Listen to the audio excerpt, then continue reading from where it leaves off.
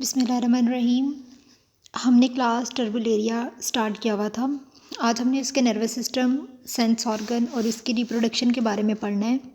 तो हम उसके नर्वस सिस्टम से स्टार्ट करते हैं। अब इसके नर्वस सिस्टम की 2 टाइप्स होती हैं जो कि टर्बुलेरियंस में पाई जाती हैं। सबसे पहले तो डिफ्यूज़ नर्वस सिस्टम है और उसके बाद सेंट्रल नर्वस सिस्टम आता है। डिफ्यूज़ नर्वस सिस्टम क्या है कि ये सबसे जो प्रिमिटिव टाइप है फ्लैटवर्म की, वो डिफ्यूज्ड नर्वस सिस्टम थी। सबसे पुरानी आप कह लें कि जो प्रिमिटिव टाइप है फ्लैटवर्म नर्वस सिस्टम की, वो डिफ्यूज़ थी। और ये किस में पाई जाती थी? ऑर्डर ओसिला में। ठीक है। उसके अलावा इट इज़ कंपोज्ड ऑफ सब एपिडर्मल नर्व प्लेक्सस, यानी इसमें जो नर्व थी वो बिल्कुल ऐसे पाई जाती थी जैसे एक जाल होता है। नर्व प्लेक्सिस की तरह इन्होंने नाम दिया हुआ है कि इसमें जो नर्व प्लेक्सिस की तरह जो है नर्व पाई जाती थी। This plexus resembles the nerve net. तो हमने कह दिया कि जो प्लेक्सिस है वो बिल्कुल नर्व नेट की तरह रिजेंबल करता था, जैसे कि हमने नाइडेरियंस में देखा है। उसके अलावा इसमें स्टेटोसिस भी पाए जाते थे। और ये कहाँ पर पाए जाते हैं? इसके एंटीरियर एंड में। और इसका काम क्या है कि ये एक्ट करते थे एज अ मैकेनो रिसेप्टर, यानी कि ये किसी भी हम बात कर लें प्लेटफॉर्म की, तो उसकी जो बॉडी की पोजीशन है उसको ये डिटेक्ट करते थे विद रिस्पेक्ट टू ग्रेविटी। यानी कि इनका काम क्या था कि ये किसी भी ऑर्गेनिज्म की जो बॉडी की पोजीशन है उसको ये ग्रेविटी के हिसाब से डिटेक्ट कर लेते थे, यानी कि एज अ मैकेनो रिसेप्टर काम करते थे। तो डिफ्यूज़ नर्वस सिस्टम के जो प्लेटफॉर्म है ये प्रिमिटिव टाइप के थे और ये ऑर्डर ओसिला में पाए जाते थे। इनमें जो नर्व नेट की तरह बिल्कुल एक, इसको प्लेक्सिस का नाम दिया गया है कि इसका जो नर्व नेट एक जाल की तरह बिछा हुआ था जैसे कि नाइडेरिया में था। उसके अलावा इसके इंटीरियर एंड पे स्टेटोसिस्ट पाए जाते हैं जो कि एज अ मैकेनो रिसेप्टर काम करते हैं और ये किसी भी बॉडी की पोजीशन को ये डिटेक्ट कर लेते थे with respect to the gravity. Next इसका जो सेंट्रल नर्वस सिस्टम है, सेंट्रल नर्वस सिस्टम जो है ये more specialised, more centralised nervous system है। इसके अलावा it is compose with cerebral ganglion. इसमें सेरिब्रल गैंग्लियन पाए जाते थे और सेरिब्रल गैंग्लियन के साथ जो है नर्व कॉर्ड्स भी पाई जाती थी। उसके अलावा इसमें ब्रांचेस भी पाई जाती थी। कुछ ऐसे भी देखे गए टर्बुलेरियंस जिसमें ब्रांचेस पाई गई नर्व कॉर्ड की। और यहाँ पे अब एक टर्म है कमीशर्स, ये आपसे एमसीक्यूज़ में भी पूछा जा सकता है। कमीशर्स क्या है कि जो ब्रांचेस हैं, लेटरल ब्रांचेस, उनको कमीशर्स कह रहे हैं। कमीशर्स क्या होती हैं? They connect the nerve cord, यानी कि नर्व कॉर्ड को आपस में जिस चीज़ ने कनेक्ट किया हुआ है उसे हम कमीशर्स कह रहे हैं। और ये बिल्कुल, ये जो नर्व कॉर्ड और कमीशर्स है ये हमें एक लैडर लाइक अपीयरेंस देते हैं। बिल्कुल ऐसे लगता है जैसे कोई सीढ़ी रखी हुई होती है। तो यहाँ पे ये पिक्चर देख लेते हैं। यहाँ पे ये ओसिला है, ये बिल्कुल एक ऐसे लग रहा है जैसे जाल हो। तो यहाँ पर जो है इसके इंटीरियर साइड पे जो है स्टेटोसिस्ट मौजूद है। उसके अलावा सेकंड जो है पॉलीक्लेडिडा, ये भी टर्बुलेरिया के ही एक ऑर्डर है, यानी कि 3 ऑर्डर्स में बताया हुआ है कि किस तरह का जो है वो नर्व सिस्टम होता है। आप पॉलीक्लेडिडा में देखें, यहाँ पे सेरिब्रल गैंग्लियन पाए जाते हैं, यानी कि जिसको हम ब्रेन कहते हैं। और यहाँ पे 2 नर्व कॉर्ड्स पाए गए हैं, 2 lateral nerve cords are present in order polycladida. उसके बाद सी वाली पिक्चर जो है वो है ट्राइक्लेडिडा। इसमें सेरिब्रल गैंग्लियन भी पाए गए हैं। उसके अलावा यहाँ पर लेटरल नर्व कॉर्ड पाए गए हैं और इन लेटरल नर्व कॉर्ड को जिस चीज़ ने ज्वाइन किया हुआ है उसे हम बोल रहे हैं कमीशर। ठीक है। तो ये इस तरह का ये 2 किस्म के नर्वस सिस्टम है, एक तो डिफ्यूज्ड है और एक ये डिफ्यूज्ड है और बाकी जो हैं 2 वो सेंट्रल नर्वस सिस्टम है। आगे थर्ड पे इसके सेंस ऑर्गन्स के बारे में बताया हुआ है। इसके न्यूरॉन्स और सेंस ऑर्गन्स के बारे में बताया हुआ है कि इसके जो न्यूरॉन्स हैं मे बी सेंसरी या मोटर हो सकते हैं। इसका एवोल्यूशनरी एडवांसमेंट में बहुत ज़्यादा इंपॉर्टेंट रोल है। उसके इंटीरियर एंड पे जो है सेरिब्रल गैंग्लियन के पेयर पाए जाते हैं जिसको हम प्रिमिटिव ब्रेन कहते हैं। उसके अलावा जो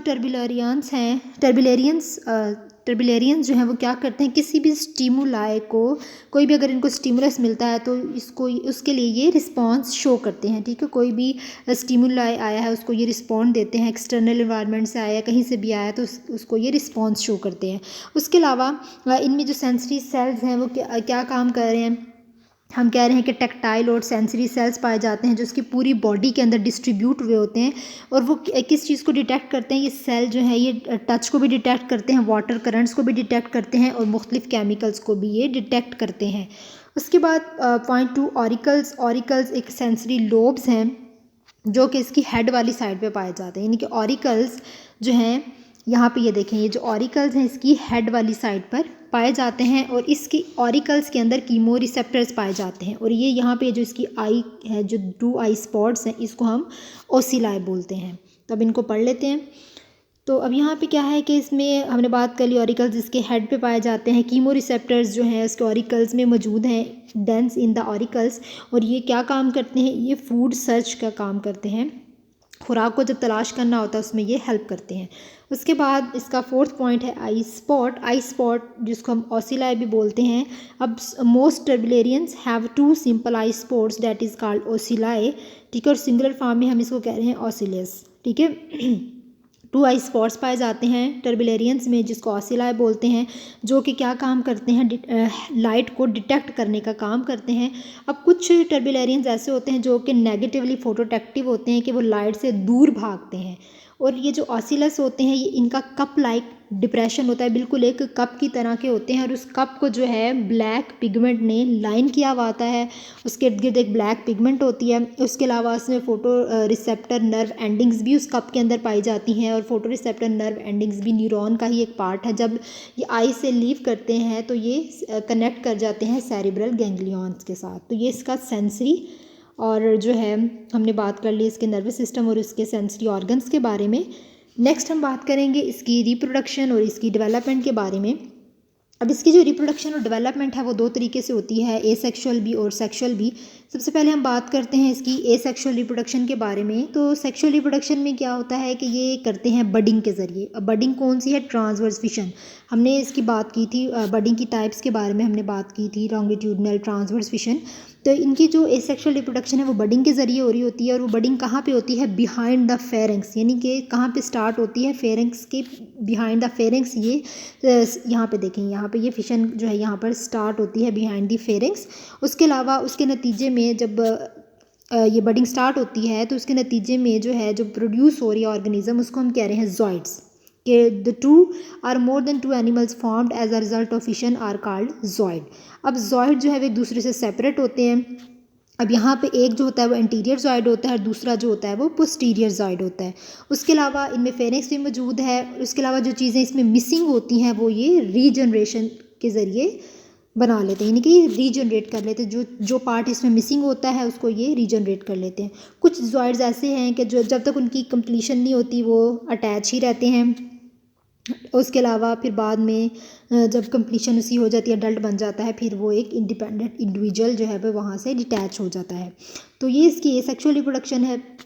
उसके बाद इसकी सेक्सुअल रिप्रोडक्शन जो होती है वो कैसी होती है कि जो टर्बुलेरियंस होते हैं वो मोनेशियस होते हैं, यानी कि इसका जो रिप्रोडक्टिव ऑर्गन है वो किससे मिलके बना हुआ है, वो मीजोडर्मल टिश्यूज से मिलके बना हुआ है इन द पैरेन्काइमा। पैरेन्काइमा में मीजोडर्मल टिश्यूज़ हैं जिनकी मदद से इनका रिप्रोडक्टिव ऑर्गन बना हुआ होता है। उसके बाद यहाँ पे इसके मेल रिप्रोडक्टिव ऑर्गन के बारे में पढ़ लेते हैं। मेल रिप्रोडक्टिव ऑर्गन में क्या है कि इसके numerous pair testes lie along each side of the body, यानी कि ये इसकी टेस्टीज है जो इसकी यहाँ पर पूरी बॉडी पे जो है लाई हैं, प्रेजेंट हैं।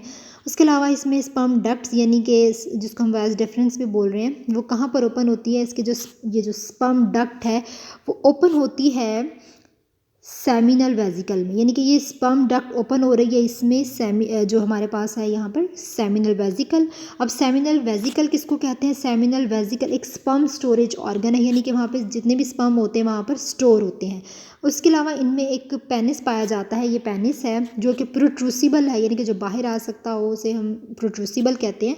तो इसमें एक प्रोट्रूसिबल पेनिस पाया जाता है और वो जो पेनिस है उसको प्रोजेक्ट किया जाता है इनटू द जेनिटल चैम्बर।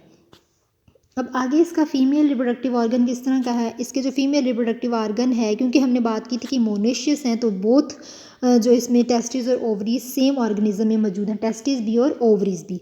अब इसमें एक ओवरी हो सकती है या एक से ज़्यादा ओवरी पाई जाती है। उसके अलावा इसमें oviduct start from the ovaries and open into the genital chamber.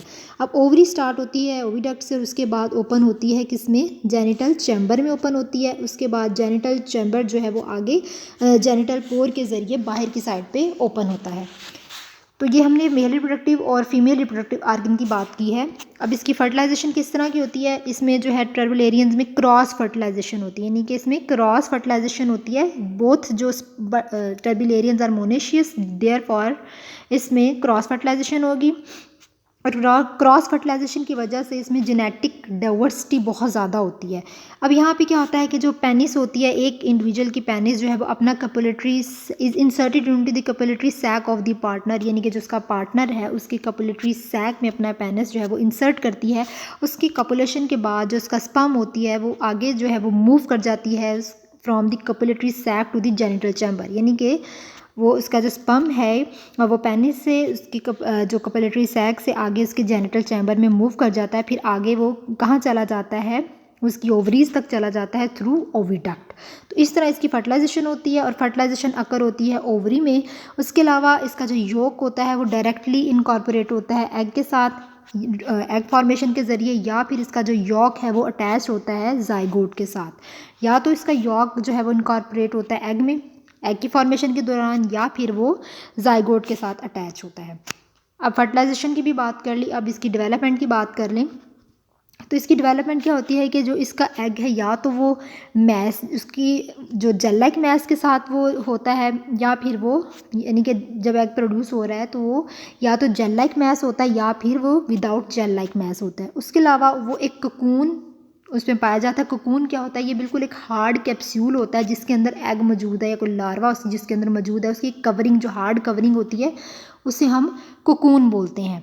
अब ककून जो है वो एक सबस्ट्रेट के साथ अटैच होता है। अब ककून के अंदर बहुत सारे एम्ब्रियोज पाए जाते हैं। Cocoon contain several embryos. अब दो किस्म के कैप्सूल्स होते हैं, एक हम कहते हैं समर कैप्सूल और दूसरे को हम कहते हैं ऑटम कैप्सूल।